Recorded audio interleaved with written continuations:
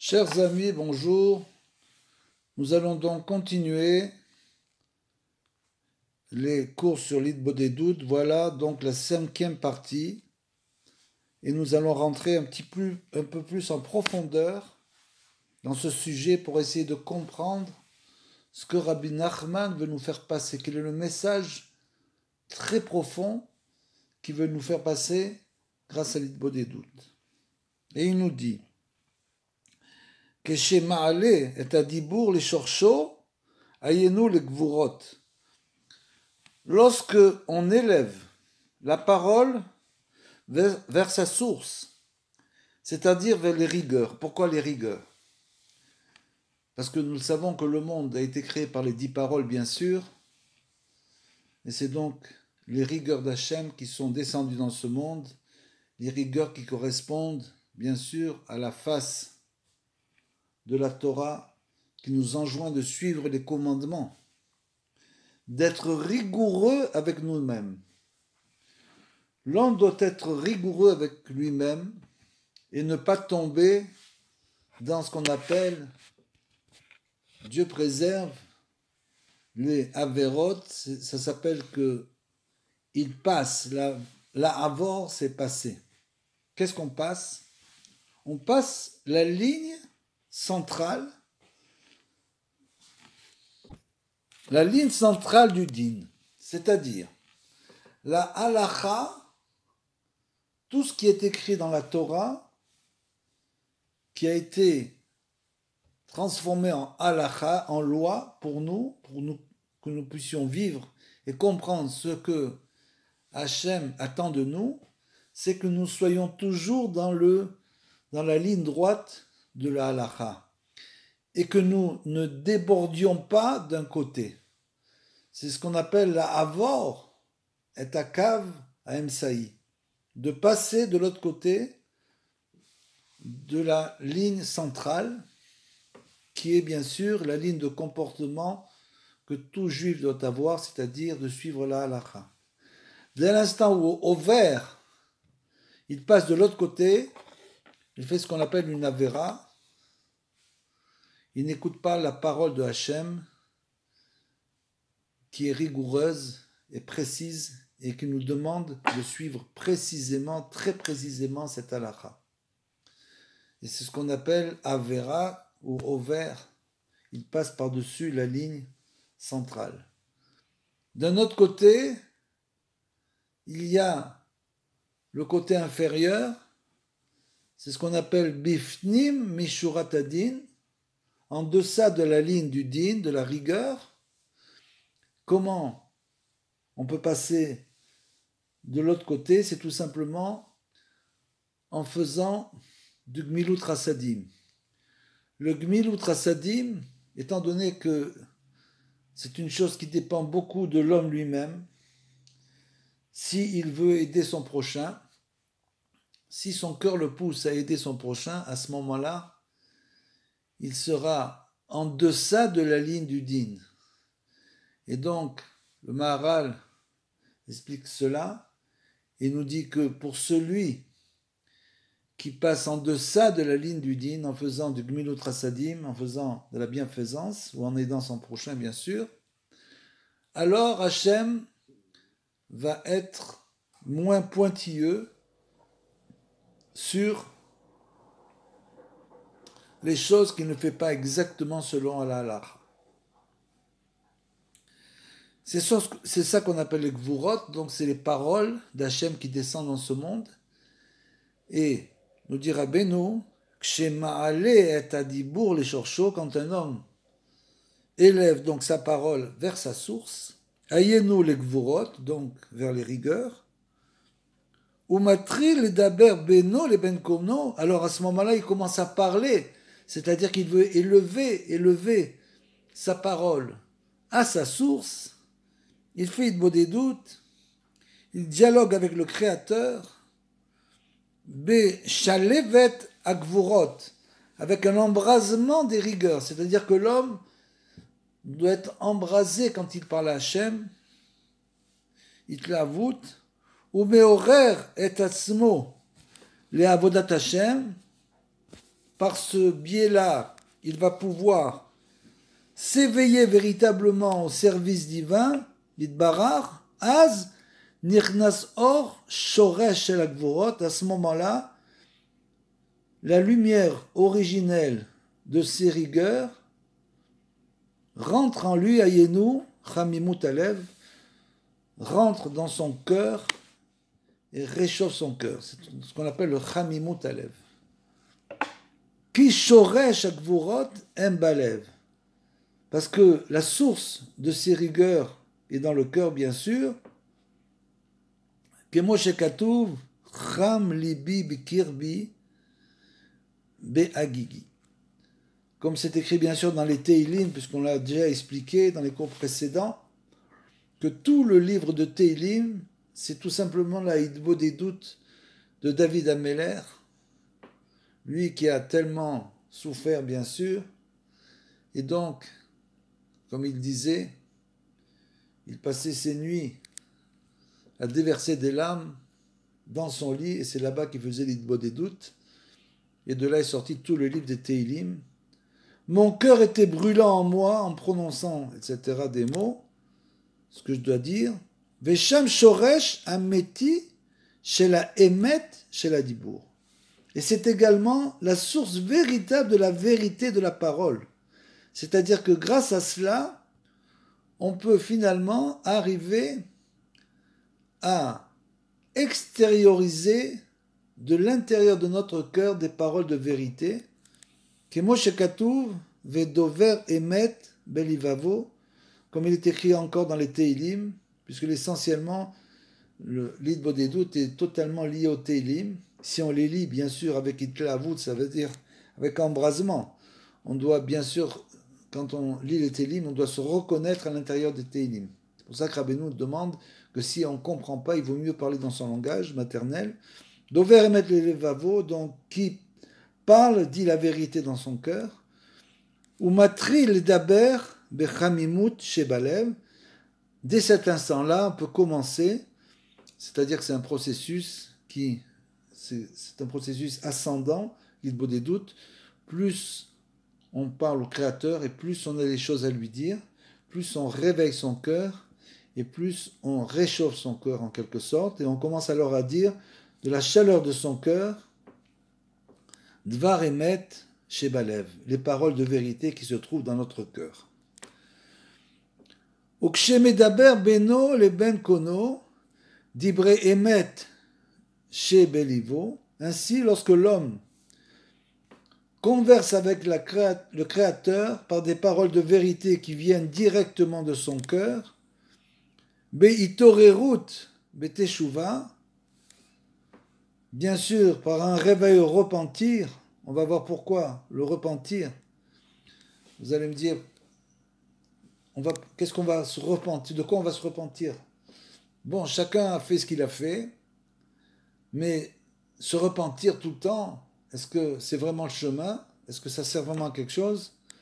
Veroé, pritutav, ou gdulat aboré, c'est ce qui se passe. Donc, lorsqu'on fait des doutes, petit à petit, on commence à dévoiler notre propre bassesse, notre niveau extrêmement bas face à la grandeur du Créateur, bien sûr. Qui adarshav ishlir hatotav achar katfav velo yen bahem. Et voilà, ça c'est la clé, c'est la phrase clé. C'est-à-dire que dès l'instant où l'homme commence à converser de manière régulière avec le Créateur, comme on l'a expliqué, l'homme, petit à petit, découvre la grandeur du Créateur, découvre son niveau extrêmement bas, parce que jusqu'à présent, il s'était détourné de ses fautes, sans réellement s'y pencher. C'est-à-dire, on continue à vivre la vie que nous vivons. Ce qui s'est passé auparavant, on l'a oublié, on l'a mis de côté. Seulement, ce qu'il faut comprendre, c'est que Hachem, pour quelqu'un qui fait tchouva, ou qui ne fait pas tchouva, on doit tous faire tchouva, comme le dit Rabbi Nathan,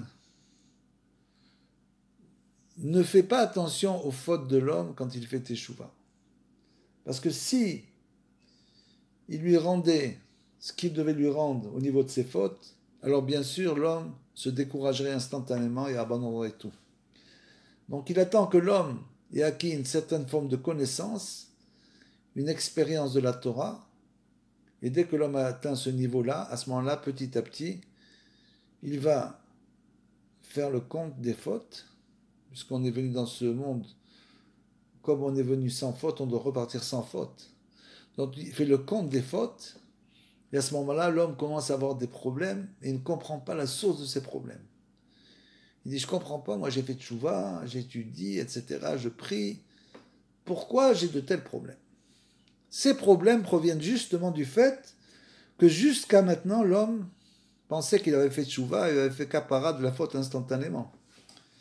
Il a fait le vidouille, les supplications, et donc il a dit, j'ai plus de faute. Rabbi Nachman nous explique qu'en fait, pas du tout. C'est simplement que l'homme s'est détourné de ses fautes sans s'y pencher. Vers Shav, chez Yodéotam, et d'un coup, à présent qu'il est confronté au divin, à Hachem, il reconnaît ses fautes. Il se rappelle de ses fautes. Ve'az nichnasbo busha gdola ad godel peshav. Alors, à cet instant, rentre en lui une grande honte au regard de la gravité de ses fautes devant le maître du monde, bien sûr. C'est-à-dire qu'il commence à réaliser qu'il n'avait pas encore fait la kapara de ses fautes et qu'il doit, puisque Rabbi Nathan, dans tout le Likuté Tefilot, nous parle de ses fautes à lui, qu'il est tellement loin de Hachem, il a tellement fauté, il a une vie amère et difficile, et sans arrêt il crie vers Hachem, un tzaddik de cette envergure. Donc vous comprenez bien que pour nous, c'est moins difficile que pour lui de reconnaître nos fautes. Al Godel Pesha'av, et donc l'homme commence à ressentir en fait la douleur de ses fautes.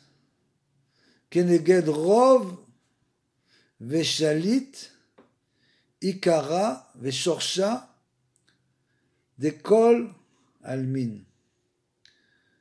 Donc, pénètre en lui cette grande honte au regard de la gravité devant le maître du monde, le gouverneur, essence et source de tous les mondes. C'est-à-dire qu'il commence devant la grandeur du Créateur qu'il va ressentir pendant l'Idbo des doutes, il commence effectivement une véritable teshuva. Tout ce qu'il avait fait jusqu'à là maintenant, c'était une teshuva religieuse. Il était revenu à la Torah au Mitzvot, il priait, il étudiait la Torah et même faisait des bonnes actions. Mais malgré tout, Hachem n'oublie rien, donc on doit faire l'expiation de nos fautes une par une jusqu'à ce que nous sortons blancs comme neige. Et donc c'est le moment, au moment de l'Ilbo des doutes, on commence à ressentir cela et on commence à savoir finalement de quoi parler. Ça va nous donner un grand essor. Et je peux vous dire que c'est un livre qui était caché et qu'on sort au grand jour et on se retrouve avec un livre de 500 pages et là on a de quoi parler à Hachem. D'un coup, l'Ilbo des doutes n'est plus silencieuse. Ve'abusha azot adain enena bepoal.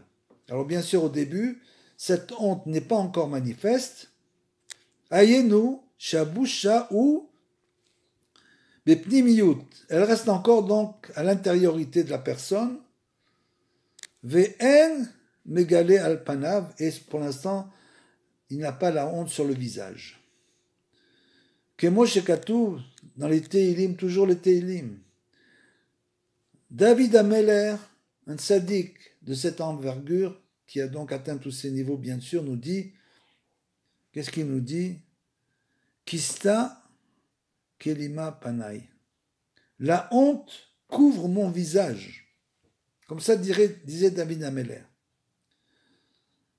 Parce que dès l'instant où la honte coule, l'homme a atteint ce niveau très élevé de reconnaître ses fautes, à ce moment-là, il a la honte qui n'est plus à l'intérieur de lui, qui n'est plus caché, on va voir pourquoi, mais qui est sorti à l'extérieur et qui est sur son visage. C'est comme ça que l'homme atteint l'humilité. En réalisant le niveau qu'il a, où il est tombé, en réalisant la grandeur du Créateur, et en réalisant combien il doit remercier le Créateur de ne pas lui avoir fait les comptes de ses fautes tout de suite, avoir attendu, et grâce à ça, il pourra faire la kapara petit à petit. Kizot abusha i kodem ateshuva. Parce que cette honte précède le repentir. Veze yadoua en dome ben kfar le ben krar. Comme c'est bien connu que l'habitant d'un village ne ressemble pas à l'habitant de la ville. C'est comme si à l'intérieur, l'habitant d'un village, il est perdu dans un petit village, personne ne le voit, donc là, cette honte est encore à l'intérieur, alors qu'en ville, tout le monde voit tout le monde, et donc la honte sort au grand jour. Qui mâche mekorav beyoter el ameler bashto gadol. Donc dès qu'il vient en ville, à ce moment-là, il se rapproche plus de Hachem. Hachem est plus visible. Alors bien sûr, sa honte est encore plus grande. Vekol mâche yodea beyoter bekevod ameler. Et plus l'homme est conscient de la gloire de Hachem dans le monde, il n'avait pas pensé à toutes ces choses-là. Il faisait ses petites mitzvot, sa Torah, etc., de manière habituelle. Il priait aussi, mais avec l'Hitbodedut, il va atteindre un niveau beaucoup, beaucoup plus élevé. Il va se rapprocher de Hachem énormément, donc il va commencer à réaliser la grandeur du Créateur véritablement. Et donc plus on se rapproche du roi et on est conscient de la gloire du roi, ou Bosh Yoter Mehameler, donc on éprouve plus de honte devant lui. Pourquoi tout ça? Tout ça, comme je viens de l'expliquer, Vekodem a Teshuva, parce qu'avant la Teshuva, avant le repentir, donc la Teshuva, le ressourcement, Adain Yediato Bekatnut, sa connaissance était encore, en quelque sorte, à un stade immature, elle n'était pas développée. Il avait une petite connaissance, qu'on appelle la katnut, qui aliédé bashto et no bepoal alpanav. Pour cela, la honte n'est pas encore apparente sur son visage. Pourquoi elle n'est pas apparente? Qui chatotav mitmanmin sechlo ve yedio. C'est ça la solution, la réponse. Parce que ces fautes, pourquoi l'homme n'a pas honte devant le Créateur, devant les fautes qu'il a faites? Il peut être même aspanim, il peut être arrogant. Oui, moi je fais comme ça, c'est comme ça. Il n'a pas du tout réalisé le niveau où il se trouve. L'homme n'a pas du tout réalisé l'endroit où il se trouve. Et malheureusement, très malheureusement, quand vient la réparation, alors, bien sûr, c'est pas évident à supporter. Donc, au lieu d'avoir une telle attitude, il vaut mieux avoir la honte sur le visage. Et pourquoi? Car les fautes, je viens de le dire, obstruent encore son intelligence et sa connaissance. Parce que l'homme a tellement fauté qu'il est obstrué, il n'arrive même pas à parler. Il est à un niveau de katnout, de petitesse spirituelle. Donc à ce niveau, ce sont les fautes, bien sûr, les fautes passées, qui obstruent son intelligence et sa connaissance. Ve'al yederuach shtut shebekirbo kemo shekatuv en adam oved avera ea nechnas bo roashtut. du fait de l'esprit de folie qu'il est en lui, parce que bien sûr, quelqu'un qui a fauté, on ne parle pas de quelqu'un qui faute après Teshuvah, bien sûr que non, puisqu'on l'a bien dit, on l'a bien expliqué, Rabbi Nachman nous dit que le juif n'a rien à voir avec la faute. S'il faute, quand il n'a aucune connaissance, bien sûr, il est comme un tinok chez Nishba, c'est-à-dire comme un enfant qui a été enlevé par des goïms et qui ne sait plus qu'il est juif. C'est ça un tinok chez Nishba. Il ne faut pas confondre les choses. Tinok chez Nishba, c'est quelqu'un qui ne sait pas qu'il est juif. Point final. Donc on ne peut pas dire que tout le monde est tinok chez Nishba. Dès l'instant où l'homme sait qu'il est juif, il n'est plus un tinok chez Nishba. Donc il doit automatiquement se renseigner, de savoir qu'est-ce qu'un juif doit faire. On lui dit tu dois faire Shabbat, Kashrut, etc., dans un premier temps, donc il fait Tchouva. Mais malheureusement, il a encore en lui l'empreinte de ses fautes, comme on vient de le dire, cet esprit de folie, ce roi tout qui l'a poussé à fauter. Et donc il fait Teshuvah, mais pour l'instant, on n'a pas encore demandé de lui un compte pour les fautes. Ça ne vient que plus tard.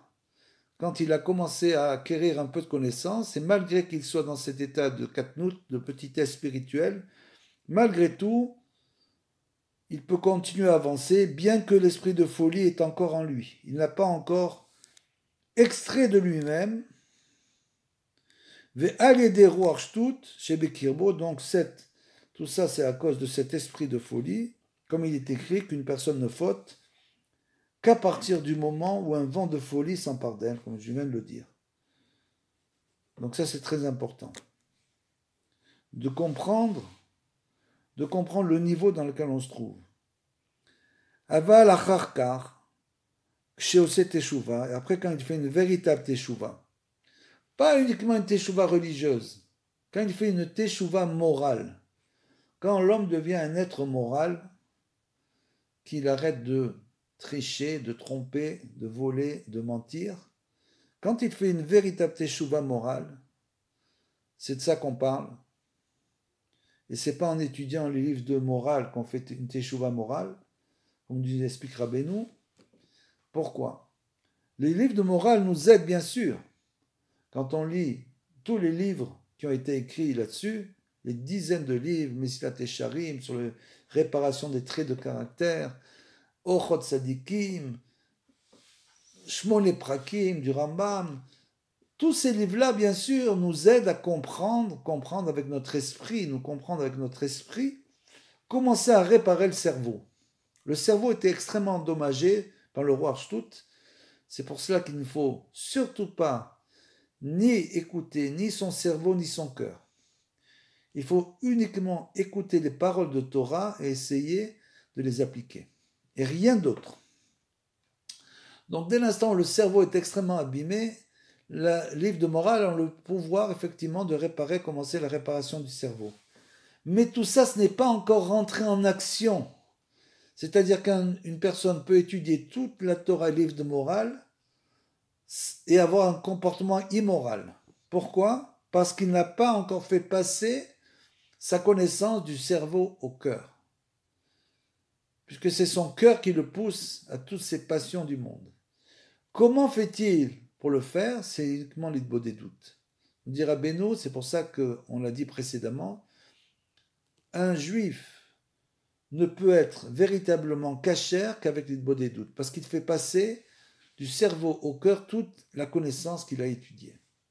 Donc c'est ça qui nous permet de devenir moral dans nos actes. C'est le passage de la connaissance du cerveau vers le cœur qui se opère uniquement grâce à l'idbo des doutes, uniquement. Et la prière, bien sûr, la prière quand elle est dite avec une grande kavana, ou bien les psaumes de David quand on les dit avec une grande kavana, que tout ça, bien sûr, on doit le dire journalièrement. Pourquoi journalièrement? Ça, c'est encore une autre question. C'est tout simplement parce que nous avons été abîmés par la tarbout amaravite. Nous avons été extrêmement abîmés par la tarbout, donc des pays occidentaux. Pourquoi? Parce que nous avons, comme tout le monde, étudié ou dans les écoles, dans les universités.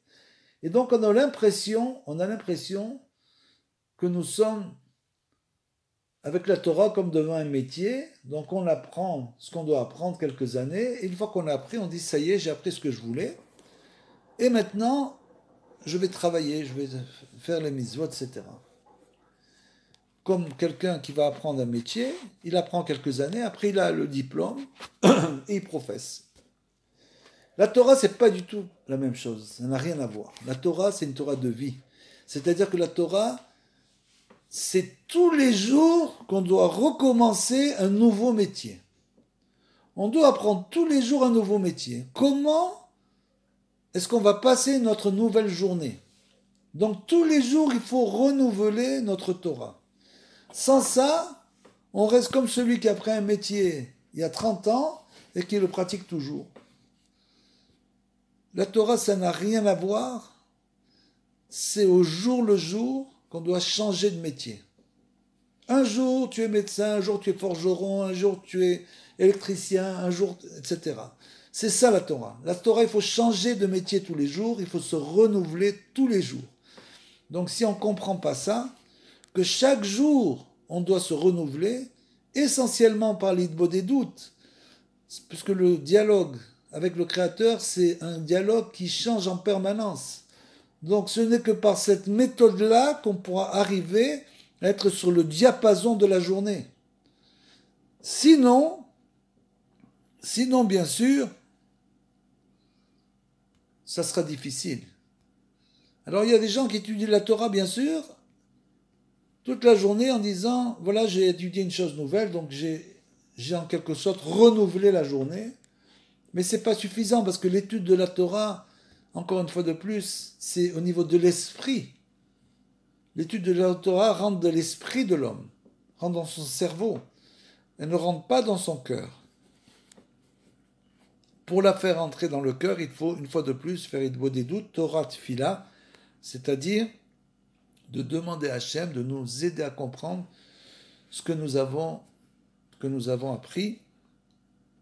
Tout ce qui se passe, il faut demander à Hachem de nous aider à le réaliser. Comme par exemple l'idbo des doutes. Quelqu'un veut faire idbo des doutes mais n'a pas la force, ne sait pas quoi dire. Donc il faut demander à Hachem qu'il l'aide à ouvrir sa bouche, Hachem, Siftar, Tirftar, Ofik, etc. pour dire tes louanges, comme on dit dans la Mida, au début de la Mida. C'est-à-dire qu'il faut demander à Hachem de nous aider, c'est ce qu'on fait. La Mida, c'est idbo des doutes, pareil. C'est de nous aider à faire idbo des doutes et de nous donner de quoi parler. Et vous inquiétez pas que vous ne manquerez pas de parole.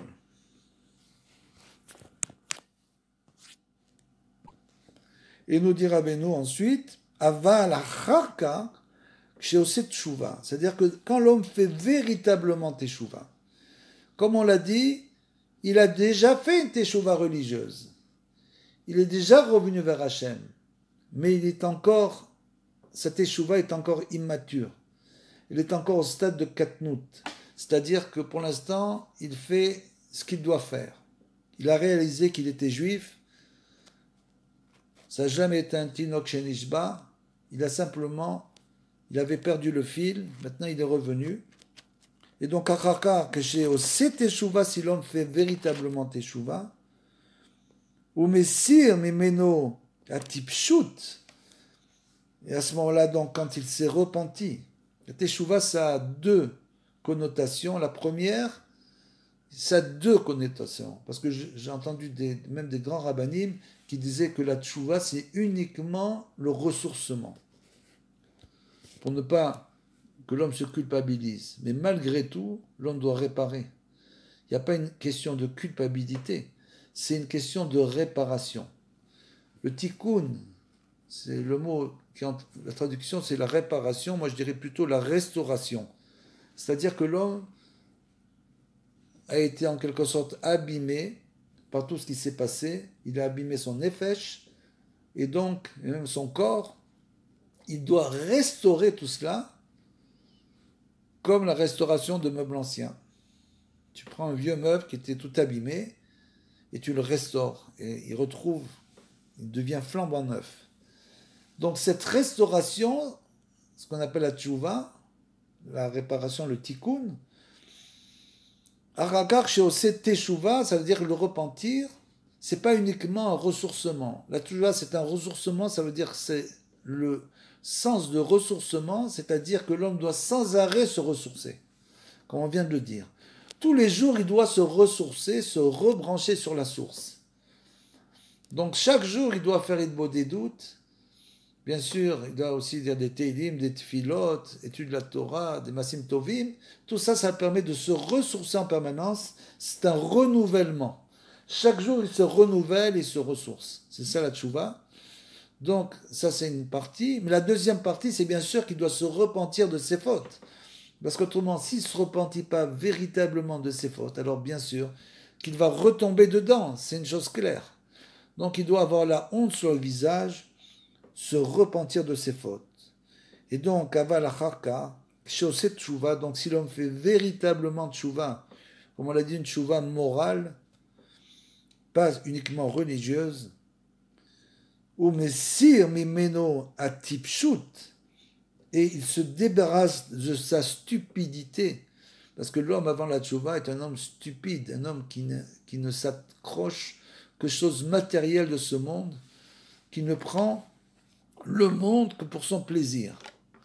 Donc dès l'instant où l'homme se sépare de cette stupidité, la tipshut, venitosev bo circulo.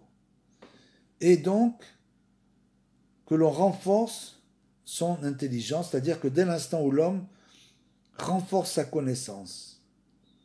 C'est ça la tchouva véritable. Donc aval acharka, ksheose tchouva, ou messir mimeno a tipshut, venitosev bo circulo. Aval makore, az, à ce moment-là, qu'est-ce qui se passe? Quel est le signe qu'un homme a véritablement fait tchouva et qu'il s'est renforcé? Quel est le signe de cet homme quand on le voit? Quel est son signe? Az ou mitbayesh beyoter. Alors l'homme éprouve une très grande honte.